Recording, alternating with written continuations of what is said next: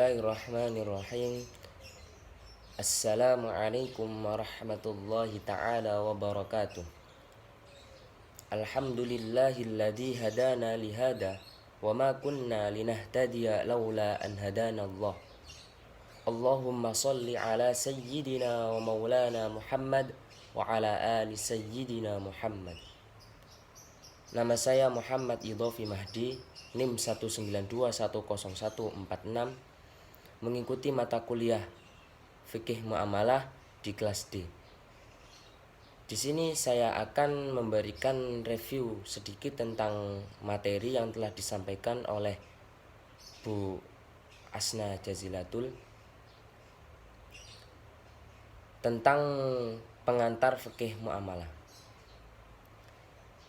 Yang pertama, fikih muamalah ialah sebuah bentuk kata atau istilah majemuk dari kata fikih dan kata muamalah. Secara bahasa, fikih berasal dari kata faqiha yafqahu faqihatan, yang berarti memahami atau mengetahui. Sedangkan kata muamalah berasal dari kata bahasa Arab amala yu'amilu mu'amalatan, yang artinya saling bekerja atau saling mengamalkan. Bila disimpulkan, fikih muamalah yakni berisi tentang aturan-aturan Allah yang mengatur tentang urusan duniawi atau tentang bagaimana cara manusia berhubungan dengan manusia yang lain sesuai dengan syariat. Ruang lingkup dalam fikih muamalah secara umum yakni hal yang diambil dari Al-Quran dan hadis. Misalkan suatu proses muamalah itu telah ditetapkan dalam Al-Quran dan hadis, seperti contoh jual beli. Kemudian bagaimana bekerja sama dengan manusia, bagaimana manusia itu, intinya bagaimana hablum minas itu terjadi sesuai dengan syariat. Yang kedua, hasil ijtihad dari para ulama maupun para sahabat, tabi'in, dan itulah dua ruang lingkup umum yang ada dalam fikih muamalah.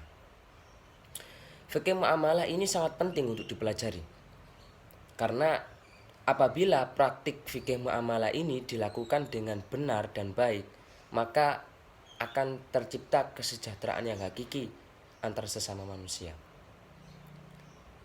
Fikih muamalah ini bersifat fleksibel dan menyesuaikan zaman. Kita ambil contoh ketika zaman Nabi Muhammad SAW, tidak ada jual beli berupa jual beli di minimarket atau bertransaksi dengan mengucapkan akad. Misalkan, aku membeli barangmu ini dengan harga sekian, apakah kamu setuju? Itu adalah sebuah akad yang terucap. Sedangkan pada saat ini kita ke minimarket, kita cukup mengambil barang dan langsung membayar ke kasir. Apakah itu boleh? Boleh. Karena apa? Ketika kita memilih barang, sudah tertera harga pada label. Secara tidak langsung, jika kita memilih dan membawanya ke kasir, itu sudah termasuk akad, karena kita telah setuju dengan melihat harga dan membawanya untuk membawa ke kasir. Kemudian asas-asas dari fikih muamalah, yang pertama ialah al-adalah. Bagaimana cara kita adil dalam berhubungan kepada manusia, tanpa kita membeda-bedakan apakah itu orang kaya atau orang miskin, apakah itu orang yang lebih tua atau lebih muda, apakah itu orang yang lebih berada daripada kita, tetap al-adalah ini menjadi prinsip. Kemudian yang kedua, asas muawanah atau asas saling tolong menolong. Apabila orang itu membutuhkan kita, apabila kita juga membutuhkan, maka tolong menolong harus tetap diperhatikan. Kemudian atas pertolongan tadi akan mendapatkan keuntungan, yakni dengan asas musyarakah. Asas musyarakah ini berarti asas saling menguntungkan. Misalnya kita menjual barang kepada seseorang atau kita menolong seseorang, diusahakan masing-masing pihak untuk tidak merasa dirugikan. Intinya kita untung, mereka juga untung.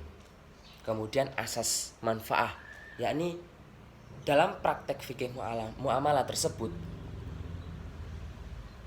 diharuskan untuk memberikan manfaat.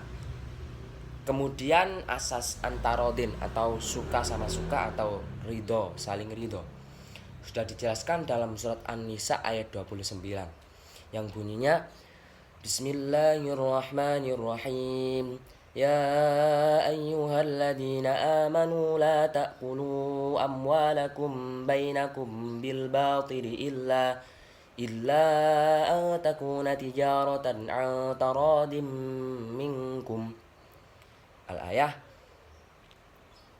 yakni apabila dalam asas muamalah tersebut harus didasari suka sama suka atau ridho, saling ridho, sehingga nantinya tidak ada kekecewaan antara masing-masing pihak. Kemudian asas adamul gharar atau meniadakan ketidakjelasan. Misalkan kita bertransaksi dengan seseorang, diambil contoh ketika itu bertransaksi ikan yang masih ada di tambak, atau misalkan buah yang masih belum kelihatan buahnya. Itu banyak kontroversi terhadap transaksi tersebut karena barangnya masih belum jelas apakah ini nanti menguntungkan, apakah barang ini hasilnya baik atau tidak. Juga apabila nanti barangnya ini jelas cara memperolehnya atau gimana. Kemudian asas kebebasan membuat akad selama tidak menyalahi syariat. Kemudian asas musawah, sebenarnya asas musawah ini seperti apa ya, lebih fokus ke subjek. Kemudian asas kejujuran. Asas kejujuran ini juga sangat perlu untuk diperhatikan karena dalam bertransaksi jangan sampai ada saling tipu menipu. Kemudian hal-hal yang tidak boleh dilakukan selama berproses atau berfikih muamalah, salah satunya ialah yang ada unsur maisir atau misalkan perjudian atau mengundi atau gimana. Kemudian horor, yakni barang tersebut tidak jelas seperti yang tadi saya jelaskan. Kemudian bertransaksi yang mengandung unsur riba, karena sudah jelas dalam Al-Quran telah dilarang perbuatan riba. Kemudian hal-hal yang batil atau bertentangan dengan syariat. Sekian, itu saja materi yang dapat saya sampaikan. Bila ada salah kata atau salah ucap, saya mohon maaf dan mohon untuk dikoreksi. Akhirul kalam, ihdinas siratal mustaqim, wallahul muwaffiq ila aqwamit thoriq. Wassalamualaikum warahmatullahi taala wabarakatuh.